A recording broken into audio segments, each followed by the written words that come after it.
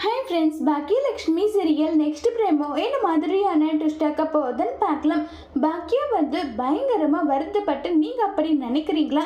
உங்களுக்கு நான் நம்பிக்கை துரோகம் பண்ணவன் உங்களுக்கு தோணுதான்னு சொல்லிட்டு கேட்டுட்டு இருக்காங்க. அப்போ உங்கள் அத்தை ஈஸ்வரி பேசிட்டு இருந்தது என்ன? அவங்க பேசினா அவங்க மனசில் இருக்கிறத அவங்க பேசுகிறாங்க. ஆனால் எனக்கு அப்படிப்பட்ட எண்ணம் எதுவுமே கிடையாது. இங்கே பாருங்க, கோபி என்னுடைய புருஷனாக இருந்தார். எப்போ தெரியுமா? எப்போ அவர் உங்ககிட்ட பொய் சொல்லி அவர் உங்களை கல்யாணம் பண்ணி எங்க ரெண்டு பேருக்குள்ளவ டைவர்ஸ் எப்பாச்சோ அப்பவே அவர் யாரோ நான் யாரோன்னு சொல்லிட்டு தான் நாங்க இப்ப இருக்கோம். நீங்க தேவையில்லாம பயப்படாதீங்க. உங்க புருஷனை நீங்க உங்க கண்ட்ரோலுக்கு கொண்டு வர்றது உங்களுடைய கையில தான் இருக்கு. இதுல நான் சந்தேகப்படுறதுக்கோ உங்க புருஷனை நான் மடக்கணுன்றதுக்காக இது பண்றதெல்லாம் நான் கிடையாது. நான் அப்படிப்பட்ட ஆளும் கிடையாது. எனக்கு என்னுடைய தலைக்கு மேல வேலை இருக்கு.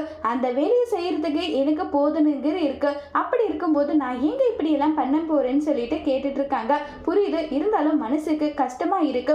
அதுக்கெல்லாம் நான் எதுவும் பண்ண முடியாதுங்கன்னு சொல்லிட்டு ரொம்பவே கோபப்பட்டு பேசிட்டு இருக்காங்க.